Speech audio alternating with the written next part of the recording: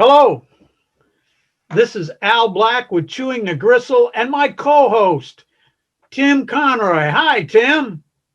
Brother Al, how you doing today? Great. And we have a wonderful poet from up Boston way, the poet Eileen Cleary. Welcome, Eileen. Thank you so much, Al and Tim. It's great to be here.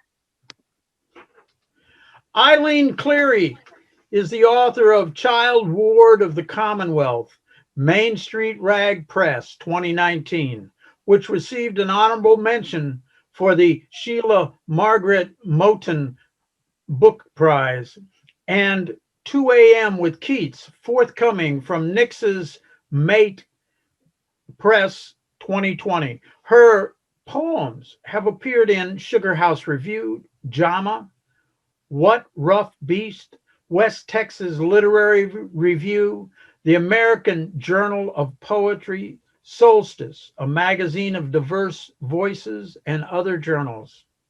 Cleary founded the Lily Poetry Review and Lily Poetry Review Books, and curates the Lily Poetry Salon.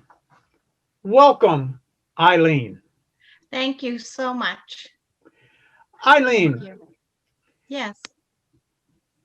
can you start by explaining to us your poetry education and journey and who your mentors and those folks that have really impacted your writing?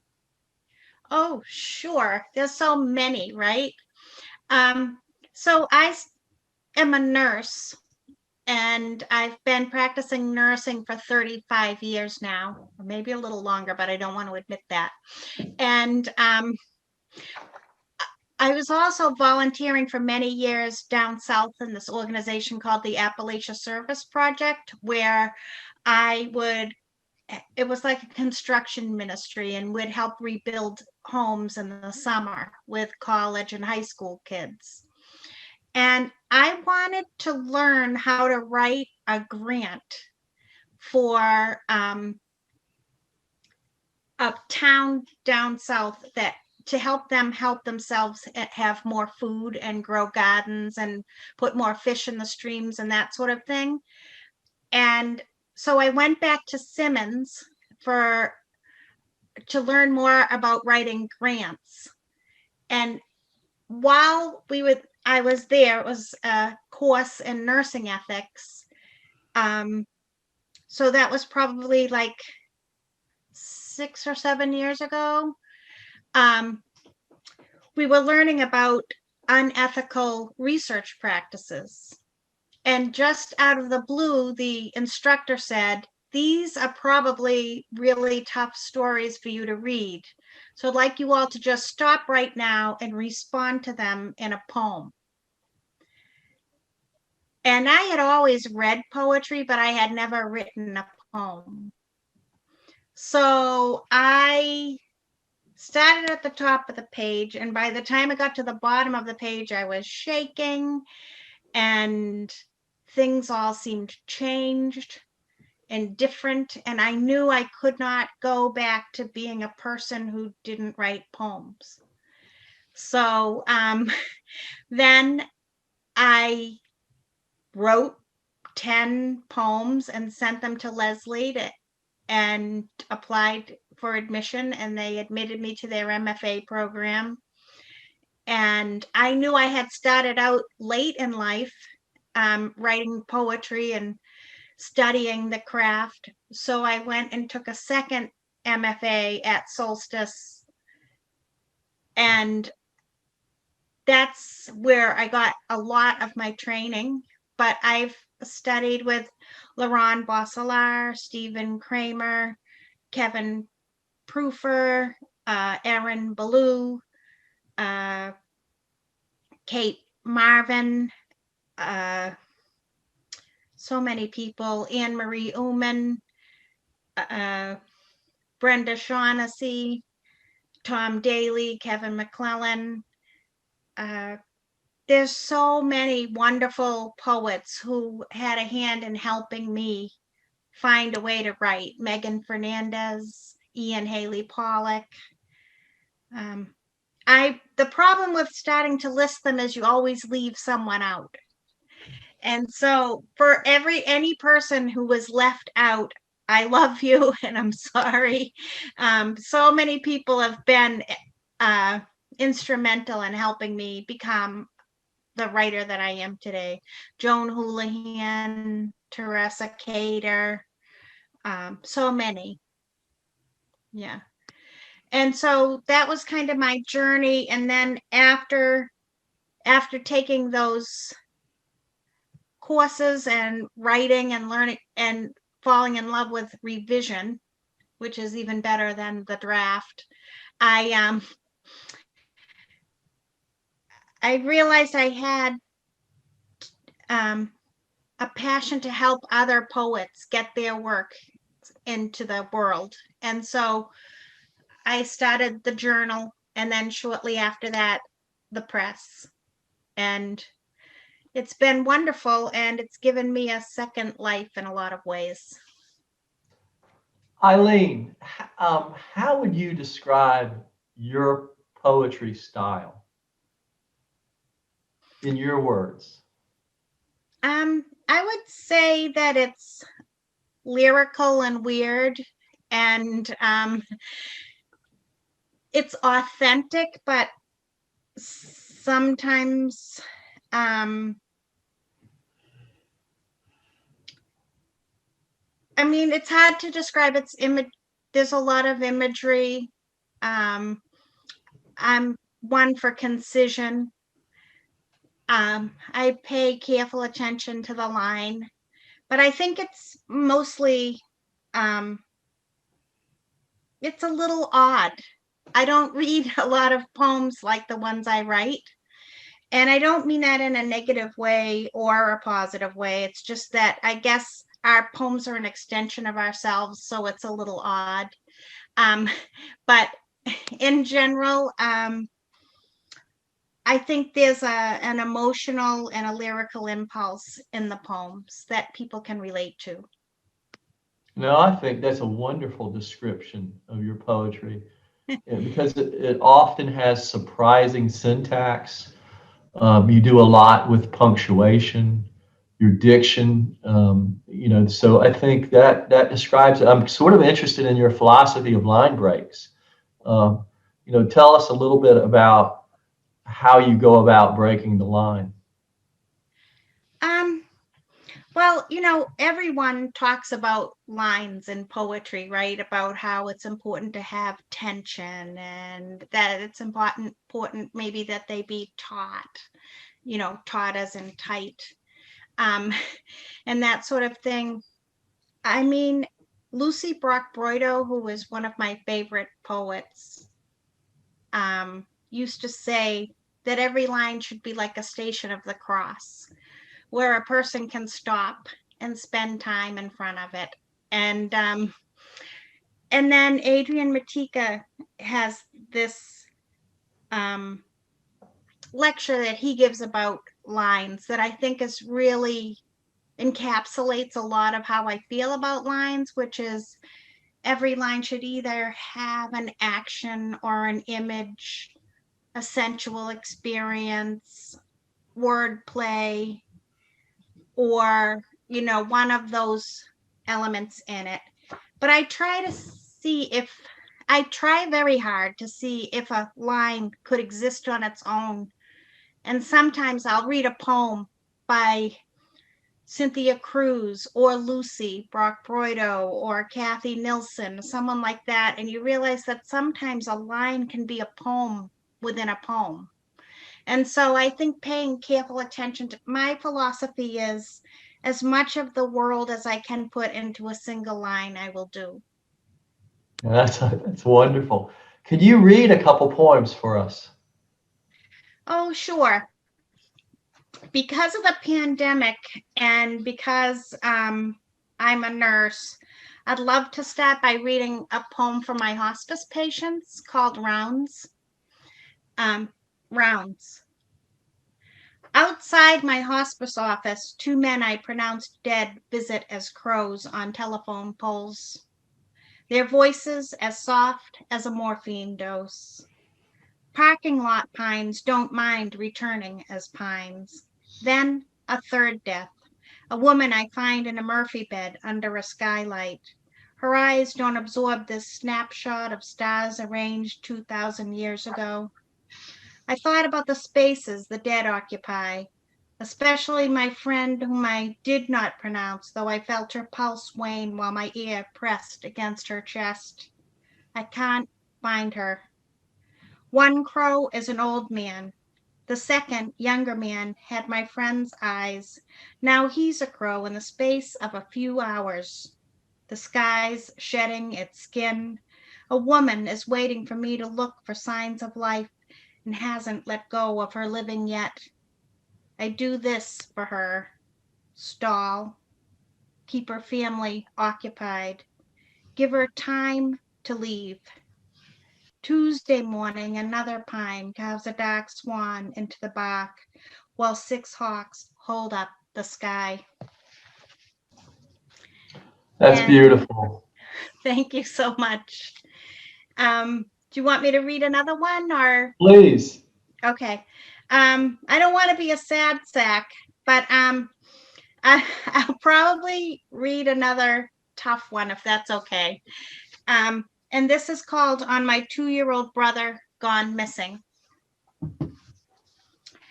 Not his ride on pony, but its print on the grass. Galloping white space, gathering its fields, nicker whisper, thunder, burn. Once at Angelo's grocery, I reached for a small boy. Niobe, at least, had a corpse for each. We thought perhaps Rhode Island or a border town nearby, but the stars on his face haven't mapped his way back. Turn off the afternoon, then the sky. Thank you. Well, that is just a gorgeous, gut-wrenching poem. That's beautiful. Thank you. Yeah, we read that this morning as we were preparing for you. Oh, thank you so much. Mm-hmm. And the punctuation you used with the brackets, the empty brackets, are just wonderful. Thank you so much. I decided to do that for myself because there are some either spaces in time or spaces in the narrative that just can't be filled in with anything but that, right? Mm-hmm. So that's what I did. Yeah.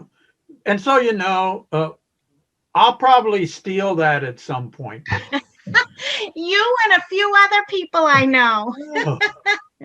Some of my good friends are already starting with it. I'm like, no, it's okay. Okay. Now, you had talked earlier about concision, and if you ever read my stuff, there's a lot of concision in some of my stuff. And how much revision do you do, and when do you know that the poem is finished? Oh.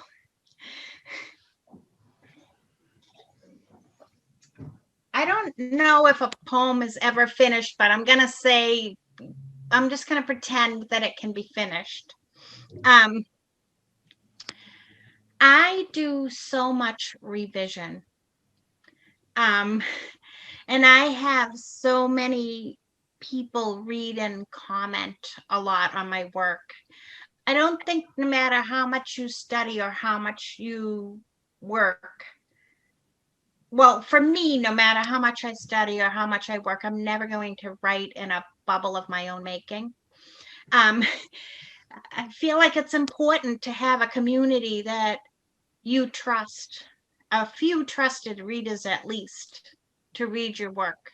You know, poets you admire, and they don't necessarily have to be published poets, because we know so many, don't we, people in the community who have been writing for 30 years and could have a collection, but they never found the right editor, or they never found it in themselves to submit, but there are so many wonderful writers, and I'm not saying accomplished in the traditional way, but people that you trust to read your work. And so how much revision do I do? There's so many poems in this book that started out so differently that they would be unrecognizable. And sometimes that was because I just couldn't get myself to say the thing that needed to be said.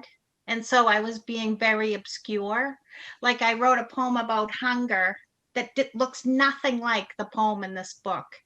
It was talking about symphonies and far off trees and islands in the middle of the street and all sorts of nonsense. And what I was just trying to say is there wasn't any food, right? So it's just, I probably spend a long time. I used to have a list, like a big list of things to check off, syntax and verbs and images and punctuation and white space and ending words and beginning words and the opening and the closing and the this and the that. And I think that that's become probably integrated into my writing, but I just rewrite a lot, and I take words out and I listen to the sounds and I read it over and over. So I think I would say that I do a tremendous amount of revision and hardly any drafting. What poets or writers are fueling your imagination today? Who are you reading?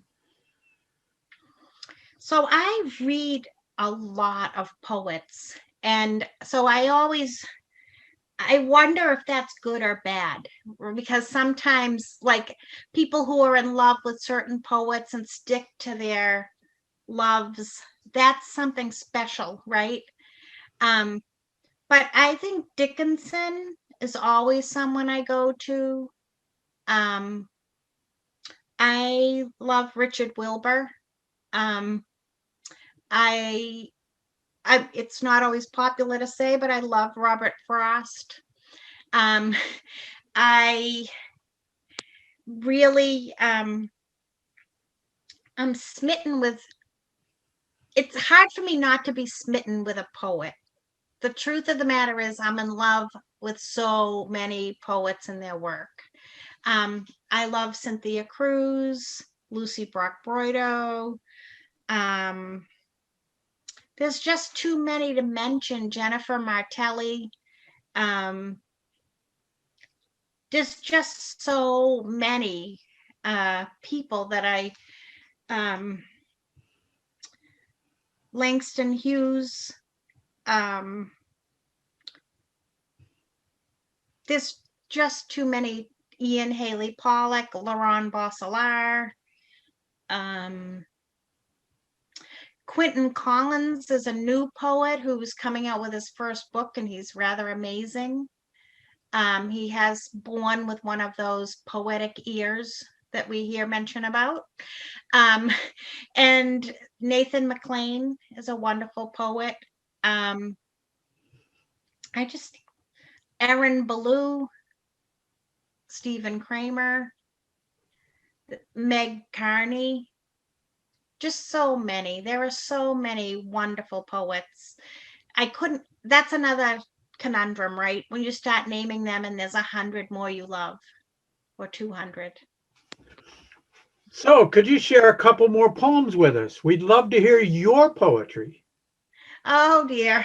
Okay, I'll do a couple poems, because this book, Child Ward of the Commonwealth, is a book that I wrote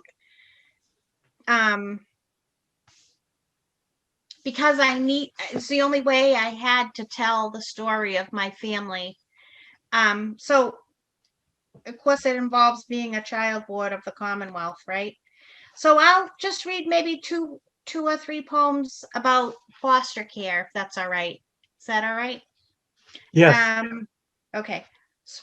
But one's kind of a George Herbert-ish poem that starts the book. 1.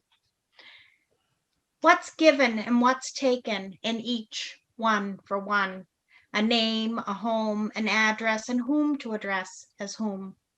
A family gone, a last name gained, a group of people bonded or not by blood or name. The lowest number, half of two, single, a certain one, a joke, a story, or just one more collective one. I'll show you another one. Most we know have just one childhood. How many have you? One? When the social worker took me. Mom wears a sundress in December, rocks herself to sleep. I watch over myself, teach myself to speak. I say lipstick and Pischetti, poke holes in my tights, pull snarls from my hair, toss and catch a puppy on the stairs. I hide in the attic, clamber through the halls, map my slapdash kingdom in crayon on the walls. The neighbors dial phones shut behind their doors. They call me feral. Are they scared by the poor? My dog Sheba snarls, I mother may I on the lawn. Two giants step forward, then fee-fi-fo, I'm gone. Wow. And the last one I'll read is Foster Kid. Ask her name and where she lives. She answers, Burke, Fitzpatrick, Shaughnessy.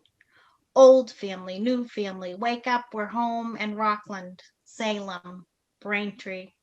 Her brothers gone or born last week. Mothers, aunties or ma'ams. Leanie slurps noodles straight from a pan, stuffs liverwurst through porch slats, swallows meatloaf, thin sliced and too fast, while the real share dinner in the next room. She's 4, 7, or just turned 10.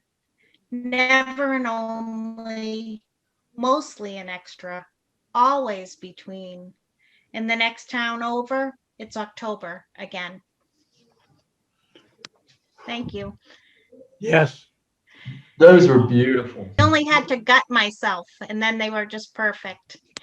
Yeah, exactly. Yeah. Well, let's dig into your craft a little bit more and tell our listeners the poetic elements you tend to infuse into your poems, and which ones do you leave out? Which elements you don't tend to use?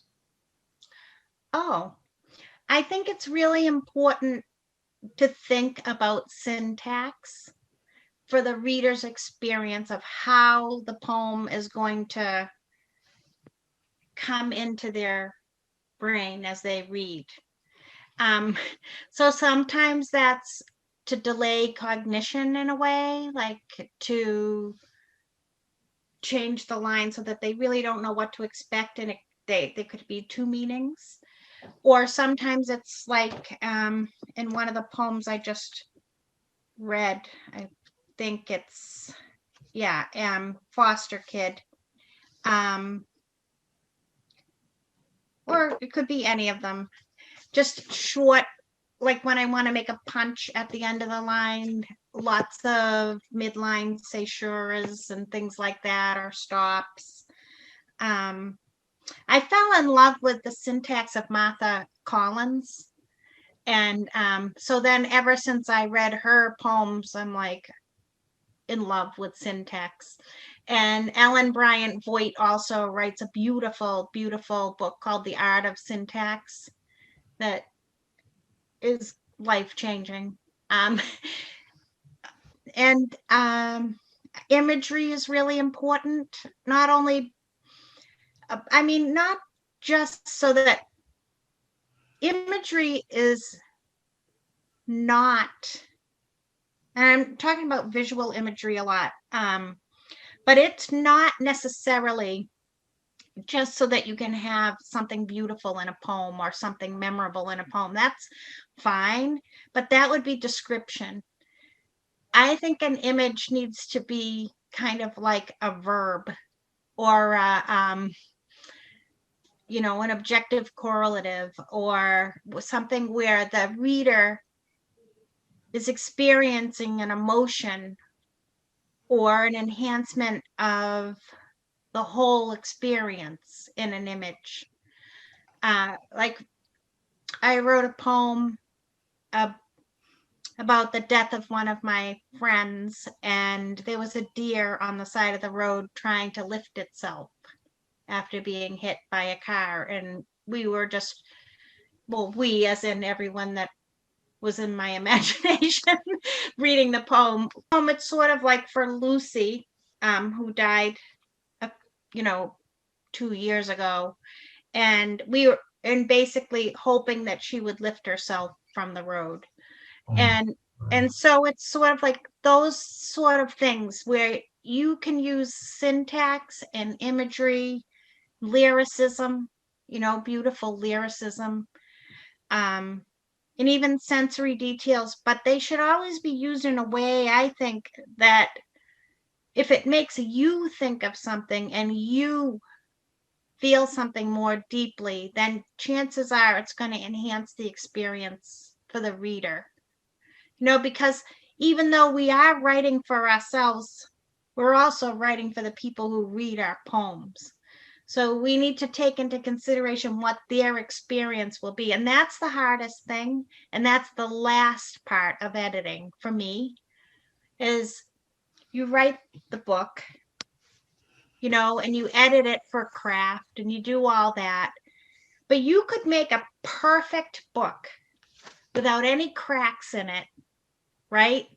And every poem is this hard jewel and it's gorgeous and there's no crack to let the reader in.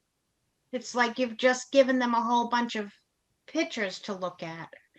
But if you make it human a little and you put a crack in it here and there and you welcome and an invitation for the reader, then you're in it together and then it becomes something else. So I think that's one thing that we don't talk enough about in poetry. We can have something perfectly crafted, but if it leaves the reader out, it isn't a poem, it's something else. I love that. I loved your description of what imagery can do if it's the right image. Brother Al. I know you mentioned one book about syntax, but often poets or writers have resource books that they either go to or that have helped inform them of their craft.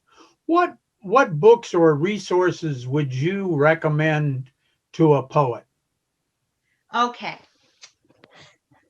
Annie Finch has a beautiful, hold on.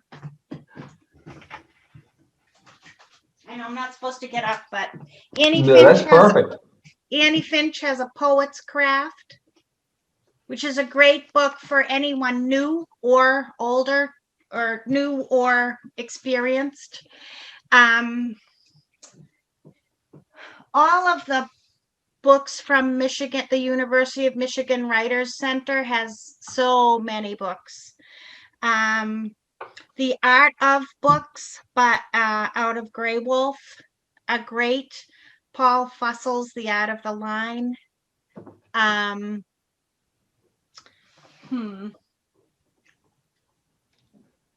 to think of books that Stephen Dobbins? Oh, this is a great book. This is so important. This is The Making of a Poem. And it's the Norton Anthology of Poetic Forms, Mark Strand and Evan Boland. And I think, there's one more book. How I Discovered Poetry. And I'm trying to think of the name. Frances Mays. I love that book. Yeah. Yeah. I love that book. That's she wrote. She was the author of Under the Tuscan Sun. Yes. Yeah. And she went to the University of Iowa, I think. And then there's one more book. Shoot. Well, there's so many, but those are enough. The Western Wind is a great book for people who have no experience in poetry, and even for people who do. but it's especially good for undergrads, young people, or people just new to poetry, because it covers metaphor, image, line, each in a chapter. It helps people understand kind of what poetry is and how to read it and how to write it. So gives them a jumping off point. Please let our listeners know the best way to get hold of your collection, and also what you're currently working on now. Okay. So thank you so much for asking me that. This is from Main Street Rag Press. So if the readers go on to www.mainstreetrag.com and look for Child Ward of the Commonwealth, you can get a copy in that way. And I'm sure my publisher would be happy, because times are tough here in the COVID era. And Nix's Mate book isn't out yet, so we'll wait on that. Then the other, what am I working on now? A couple of things. I've been working on and off for a couple of years on a hospice manuscript. But I have probably, it's so funny to say I'm working on a manuscript and that I've been working on it for years. And I have about 8 poems, but that's the truth. I have about 8 poems for that. And I'm just taking my time and letting the poems speak to me and working, revising them.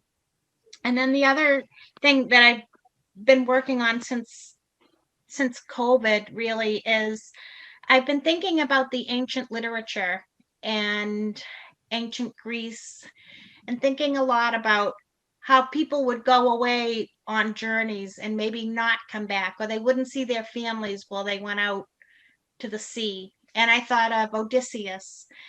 And so, because so many of my patients and so many of my friends are missing their families, I started to write about the characters in Odysseus who missed him while he was gone.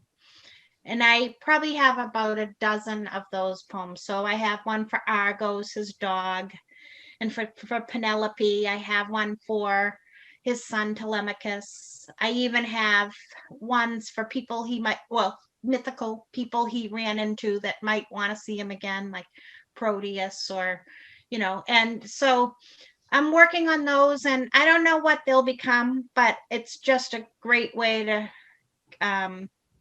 remove myself from the current events. That's a fabulous concept. I love that.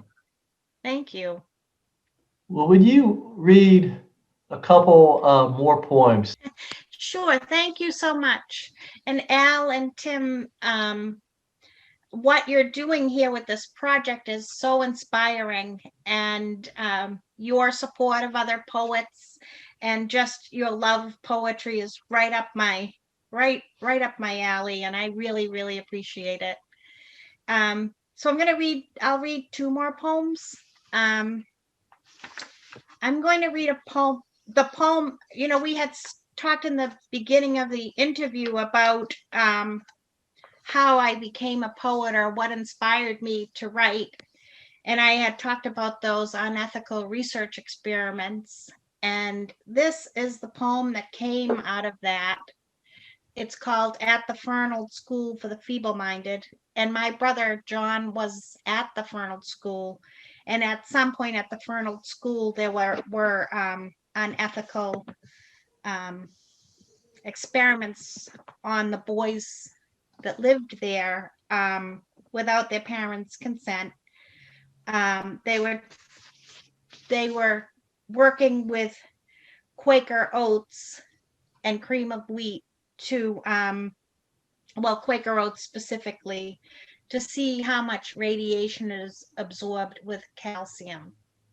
So here we go. At the Fernald School for the Feeble-Minded, from my brother. Parental consent is asked for boys in the science club. Off camera, Quaker competes with cream of wheat and pays for MIT to spoon feed radioactive oats to boys coaxed with red socks and butterscotch, a Mickey Mouse watch, extra milk, toy boats. No one mentions isotopes. Panicked, Johnny wolfs a bowl before a boy snatches it, where brother means once a year on Christmas or his birthday at this asylum for children.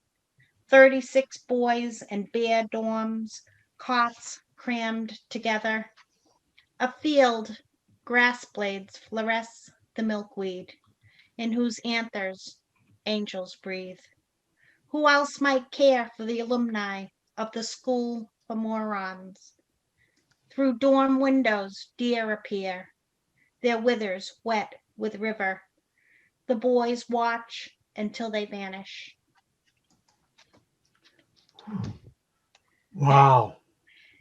And I think I'm going to try to end on a happier note. I think I always end with this poem for some reason. For no reason whatsoever, it makes me happy. Potatoes, their various moods. Your hand hesitates to reach for potatoes alive on your countertop until you cook them. God bless the tubers who've known all along this life was not their own. Coffins were hard to come by during the famine. We're all foxfire or timber decayed. We are not. No. What I mean is, it's early November. Let's see how the weather holds. Thank you. And thank you. This has been the poet, Eileen Cleary. She's also the founder and curator of Lily Poetry Review. She has a wonderful new book out in the last year from Main Street Rag. It's called Child Ward of the Commonwealth. Thank you. Thank you. Thank you both so much.